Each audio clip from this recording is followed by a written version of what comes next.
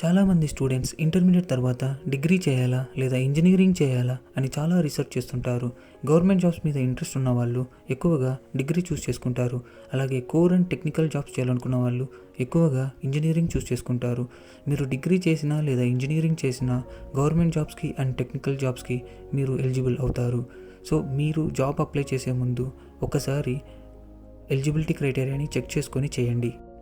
Engineering చేయాలనుకున్న students ఏ branch తీసుకుంటే బాగుంటుంది, ఏ బ్రాంచ్ తీసుకుంటే ఎలాంటి జాబ్ ఆపర్చునిటీస్ వస్తాయి, అండ్ అబ్బాయిలకి ఏ బ్రాంచ్ బాగుంటుంది, అమ్మాయిలకి ఏ బ్రాంచ్ బాగుంటుంది అని ఇలా చాలా రకాలుగా రీసెర్చ్ చేస్తుంటారు. కొంతమంది తెలిసిన వాళ్ళ నుంచి కానీ లేదా ఫ్యామిలీ మెంబర్స్ నుంచి కానీ తెలుసుకొని వాళ్ళకు నచ్చిన బ్రాంచ్లో జాయిన్ అవుతుంటారు. అలాగే అందరికీ మనకి తెలిసిన వాళ్ళు ఉండరు కదా.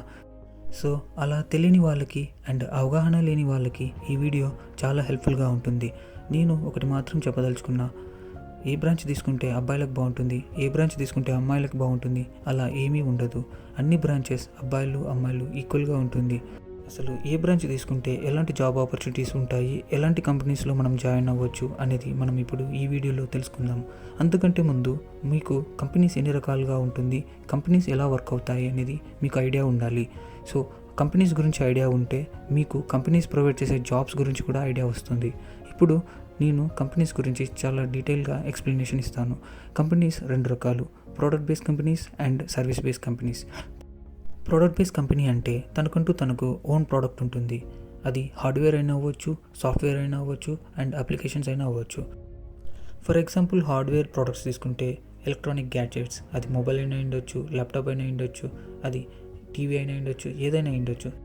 సాఫ్ట్వేర్ ప్రోడక్ట్స్ తీసుకుంటే iOS అంటే Apple operating system, and Windows operating system, and Android operating systems. This all are software products. So as a ఫ్రెషర్గా ప్రోడక్ట్ బేస్డ్ కంపెనీలో జాబ్ రావాలంటే ఎన్ఐటీ లేదా ఐఐటీ కాలేజ్లో చదివి ఉండాలి. ఈ ప్రోడక్ట్ బేస్డ్ కంపెనీస్ ఎక్కువగా ఎన్ఐటీ అండ్ ఐఐటీ స్టూడెంట్స్ని రిక్రూట్ చేసుకుంటుంది. అలాగే ఈ ప్రోడక్ట్ బేస్డ్ కంపెనీస్లో salary minimum 1 lakh per month నుంచి స్టార్ట్ అవుతుంది. అండ్ ఫెసిలిటీస్ కూడా చాలా బాగుంటాయి. 1 హాలిడే రోజు మీరు వర్క్ చేస్తే మీకు 5,000 దాకా ఇస్తారు. అలాగే ఎక్స్ట్రా అవర్స్ వర్క్ చేస్తే ఎక్స్ట్రా అలవెన్సెస్ ఉంటాయి, నైట్ షిఫ్ట్ అలవెన్సెస్ ఉంటాయి. సో మీరు ఈ product based companies left side స్క్రీన్లో చూడొచ్చు. Amazon, Google, Microsoft, Juniper networks, Cisco, Citrix, Ericsson ఇలా చాలానే ఉన్నాయి. ఇప్పుడు మనం సర్వీస్ బేస్డ్ కంపెనీస్ గురించి డిస్కస్ చేసుకుందాం. సర్వీస్ బేస్డ్ కంపెనీస్ ముఖ్యంగా ప్రోడక్ట్ బేస్డ్ కంపెనీస్ కోసం వర్క్ చేస్తాయి. అలాగే గవర్నమెంట్ ప్రాజెక్ట్స్ కోసం కూడా వర్క్ చేస్తాయి. సో ఫర్ ఎగ్జాంపుల్ ఇన్ఫోసిసే తీసుకుందాం. Infosys a service based company. So suppose product based company అయిన యాపిల్ తన యాపిల్ ఆపరేటింగ్ సిస్టంలోని ఒక మోడల్ని డెవలప్ చేయడానికి ఇన్ఫోసిస్కి కాంట్రాక్ట్ ఇస్తుంది. సో ఇన్ఫోసిస్ ఒక క్యాబిన్ని ఒక ఓడిసి అంటారు. సో ఓడిసిని ఏర్పాటు చేసుకొని అందులో యాపిల్ సాఫ్ట్వేర్ని డెవలప్ చేసి యాపిల్కి ప్రొవైడ్ చేస్తాయి. సో ఇలా చేసినందుకు యాపిల్ కంపెనీ ఇన్ఫోసిస్కి చాలా పెద్ద అమౌంటే పే చేస్తుంది. సో ఇలా సర్వీస్ బేస్డ్ కంపెనీస్ వర్క్ చేస్తాయి. సర్వీస్ బేస్డ్ కంపెనీస్లో శాలరీస్ మినిమం 30,000 నుంచి స్టార్ట్ అవుతుంది. సో సర్వీస్ బేస్డ్ కంపెనీస్లో మీకు జాబ్ రావాలంటే గుడ్ యూనివర్సిటీస్లో లేదా మంచి ఇన్ఫ్రాస్ట్రక్చర్స్ ఉన్న కాలేజ్లో జాయిన్ అవ్వాలి. So this is all about product based companies and service based companies. So ఇప్పుడు మీకు కంపెనీస్ గురించి ఐడియా ఉంది కాబట్టి ఏ బ్రాంచ్ తీసుకుంటే ఎలాంటి జాబ్ ఆపర్చునిటీస్ ఉంటాయో ఇప్పుడు తెలుసుకుందాం. సో ఫస్ట్ వచ్చేసి ECE, electronics and communication engineering. చాలామంది స్టూడెంట్స్ ఈసీఈ చూస్ చేసుకుంటారు. ఎందుకంటే ఈసీఈ బ్రాంచ్ చదివితే చాలా ఆపర్చునిటీస్ ఉంటాయి. సాఫ్ట్వేర్ సైడ్ వెళ్ళొచ్చు, లేదంటే కోర్ సైడ్ వెళ్ళొచ్చు. సో కోర్ సైడ్లో కూడా మనకి చాలా ఆపర్చునిటీస్ ఉంటాయి. సో మనం ఈసీఈ బ్రాంచ్ని చాలా డీటెయిల్గా ఈరోజు డిస్కస్ చేసుకుందాం. సో ఈసీఈలో మనకి చాలా సబ్జెక్ట్స్ ఉంటాయి. సో ఈ సబ్జెక్ట్స్ అన్నీ నేను స్క్రీన్ మీద చూపిస్తున్నాను. సో ఈ సబ్జెక్ట్స్ బేస్ చేసుకొని మనకి డొమైన్స్ ఉంటాయి. సో మీరు ఏ సబ్జెక్ట్స్లో అయితే మీకు ఎక్కువ ఇంట్రెస్ట్ ఉందో ఆ సబ్జెక్ట్ బేస్ చేసుకొని డొమైన్ చూస్ చేసుకొని ఆ డొమైన్లో మీరు జాబ్ ట్రై చేయొచ్చు. For example semiconductors and embedded systems and digital electronics డొమైన్లో మీరు వెళ్ళాలి అనుకుంటే ఈ VLSI, analog and digital circuits, micro processors and micro controllers, VLSI ఈ సబ్జెక్ట్స్ మీరు పర్ఫెక్ట్గా ఉన్నారంటే ఈ డొమైన్స్లో మీరు వెళ్ళొచ్చు. కానీ ఇదంతా కోర్ ఇండస్ట్రీలో మనకి జాబ్స్ చాలా తక్కువ. ఇండియాలో చూసుకుంటే కోర్ ఇండస్ట్రీ కంపెనీస్ చాలా తక్కువగా ఉన్నాయి. Maximum China and Japan, Korea కంపెనీస్లో ఈ ఎలక్ట్రానిక్ చిప్స్ అన్నీ మ్యానుఫ్యాక్చర్ అవుతాయి. సో ఇండియాలో కోర్ ఇండస్ట్రీస్ చాలా తక్కువ. సో మీరు మీ ఇంట్రెస్ట్ని బట్టి చూస్ చేసుకోండి. అండ్ ఇక్కడ సెమీ కండక్టర్స్ డివైజెస్ ఉన్నాయి, like micro processors and ICs, integrated circuits. ఇవన్నీ మ్యానుఫ్యాక్చర్ చేసే companies Intel, Texas Instruments, Analog Devices, Microchip, Micron, AMD, Xilinx, ఇవన్నీ ఈ డివైజెస్ మ్యానుఫ్యాక్చర్ చేస్తాయి. సో మనం డైలీ లైఫ్లో మాట్లాడుకునే ర్యామ్స్ ఉంటాయి కదా, random access memories, microprocessors, ఇవన్నీ ఎలక్ట్రానిక్ చిప్స్. ఈ చిప్స్ని మ్యానుఫ్యాక్చర్ చేసే కంపెనీస్ నేను ఇక్కడ చూపించాను. సో మీరు ఈ చిప్స్కి కూడా మనం సాఫ్ట్వేర్ రాయాలి, దాన్ని హార్డ్వేర్ డిస్క్రిప్షన్ లాంగ్వేజ్ అంటారు. సో ఈ hardware description languages VHDL and Verilog. So ఇవి similar to C language base చేసుకొని ఉంటాయి. Next telecommunications domain. ఈ డొమైన్లో మీరు జాబ్ చేయాలనుకుంటే analog and digital communications, electromagnetic wave theory and antenna wave propagation, microwave engineering, ఈ సబ్జెక్ట్స్లో మీరు బాగా గ్రిప్ ఉండాలి.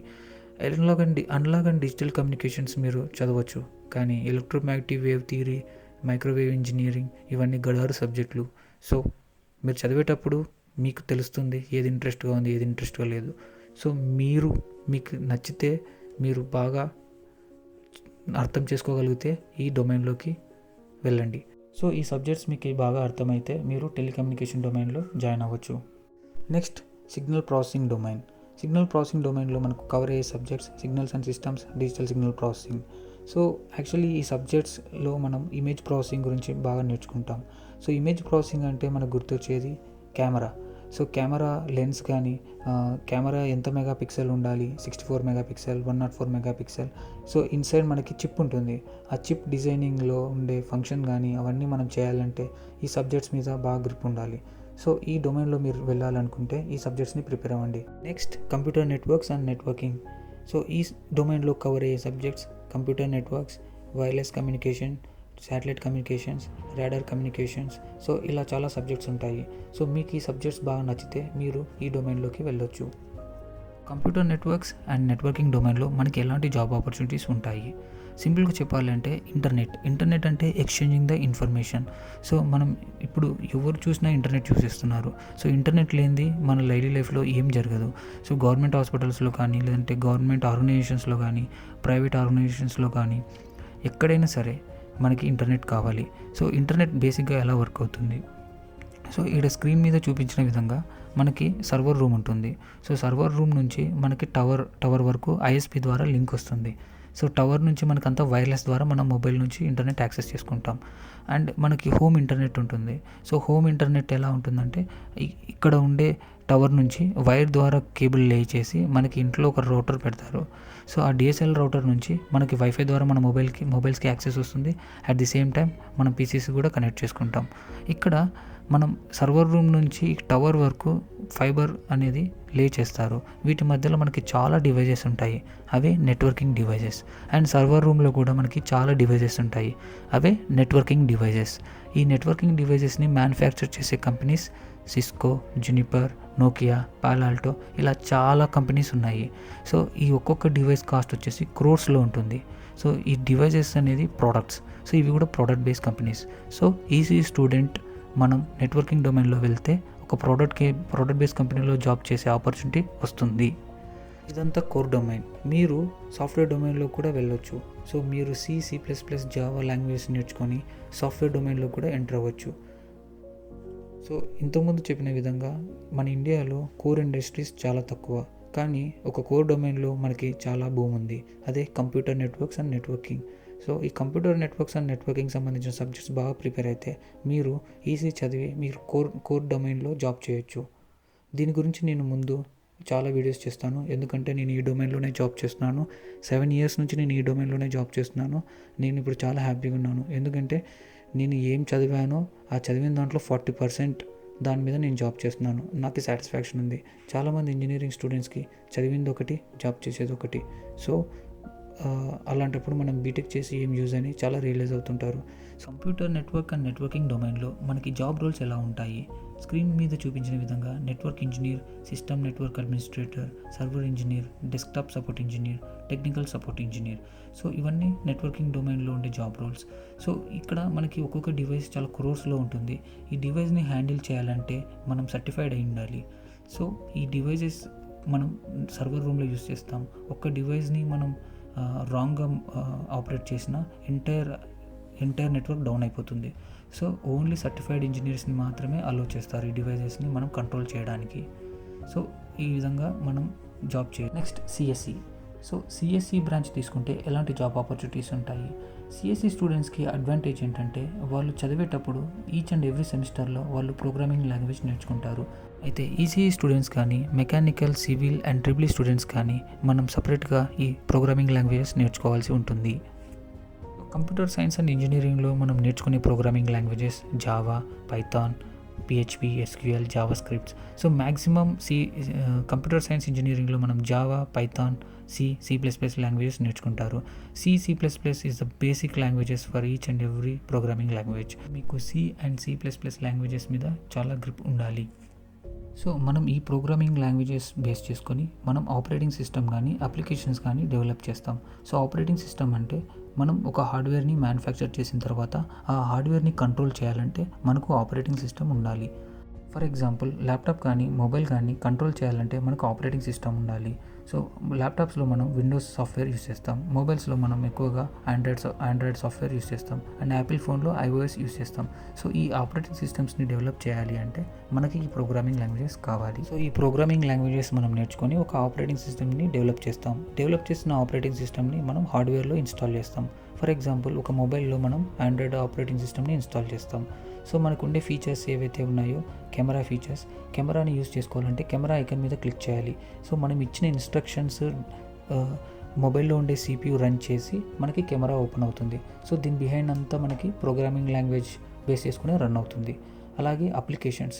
సో అప్లికేషన్స్ అంటే మొబైల్ గేమ్స్ అండ్ చాలా ఫీచర్స్ ఉన్నాయి. బ్యాంకింగ్ అప్లికేషన్స్, మనం బ్యాంకింగ్లో యూస్ చేసే సాఫ్ట్వేర్ కానివ్వండి, డేటాబేస్ సాఫ్ట్వేర్ కానివ్వండి, లేదంటే గేమ్స్ కానివ్వండి, ఇవన్నీ డెవలప్ చేయాలంటే మనకి ప్రోగ్రామింగ్ లాంగ్వేజ్ ఉండాలి.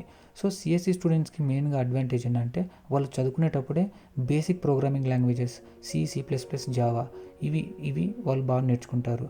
సో వీళ్ళకి చాలా అడ్వాంటేజెస్ ఉంటాయి. అండ్ పైథాన్ అనేది మొత్తం ఆటోమేషన్. సో మనం ఫేస్ రికగ్నైజింగ్ టెక్నాలజీ కానీ అండ్ మనం జెస్చర్తో మనం కంట్రోల్ చేసే డివైజెస్ ఉంటాయి. ఇవన్నీ దీని బిహైండ్ అంతా పైథాన్ ఉంటుంది. So automation. సో ఇలాగ చాలా ప్రోగ్రామింగ్ లాంగ్వేజెస్ ఉన్నాయి. మనం ఈ ప్రోగ్రామింగ్ లాంగ్వేజెస్ యూస్ చేసుకొని మనం ఒక హార్డ్వేర్ డివైస్ని కంట్రోల్ చేస్తాం. సో వీళ్ళకి చాలా ఆపర్చునిటీస్ ఉంటాయి. సో సిఎస్సి స్టూడెంట్స్కి చాలా ఆపర్చునిటీస్ ఉంటాయి. ఎందుకంటే మనం చాలా అప్లికేషన్స్ యూస్ చేస్తాం. అందుకే సిఎస్సి స్టూడెంట్స్కి డిమాండ్ ఎక్కువ. సో లేటెస్ట్ న్యూస్ ప్రకారం బాగా డిమాండ్ ఉన్న ప్రోగ్రామింగ్ లాంగ్వేజెస్ వచ్చేసి పైథాన్, ఆ తర్వాత జావా అండ్ మీరు స్క్రీన్ మీద చూసినట్టుగా C++ and other languages. So this is all about CSC. So ఇప్పుడు మీకు ఈసీఈ అండ్ సిఎస్సి బ్రాంచెస్ మీద ఒక ఐడియా వచ్చింది కదా. ఈ బ్రాంచెస్లో ఎలాంటి సబ్జెక్ట్స్ ఉంటాయి, ఈ సబ్జెక్ట్స్ బేస్ చేసుకొని మనకి ఎలాంటి జాబ్ ఆపర్చునిటీస్ ఉంటాయి, ఏ కంపెనీలో మనం ట్రై చేయొచ్చు. సో మీకు ఒక ఐడియా వచ్చింది. సో మీకు ఇన్కేస్ ఏమైనా డౌట్స్ ఉంటే కామెంట్ సెక్షన్లో కామెంట్ చేయండి. And remaining branches mechanical, triple E, civil నేను పార్ట్ 2 వీడియోలో చేస్తాను. సో మీకు ఈ వీడియో కనుక యూస్ఫుల్ అయినట్టయితే, ఇందులో యూస్ఫుల్ ఇన్ఫర్మేషన్ ఉందని భావించినట్లయితే ప్లీజ్ లైక్ చేసి సబ్స్క్రైబ్ చేసి షేర్ చేయండి. Thank you so much for watching this video. Part 2లో కలుద్దాం. బాయ్.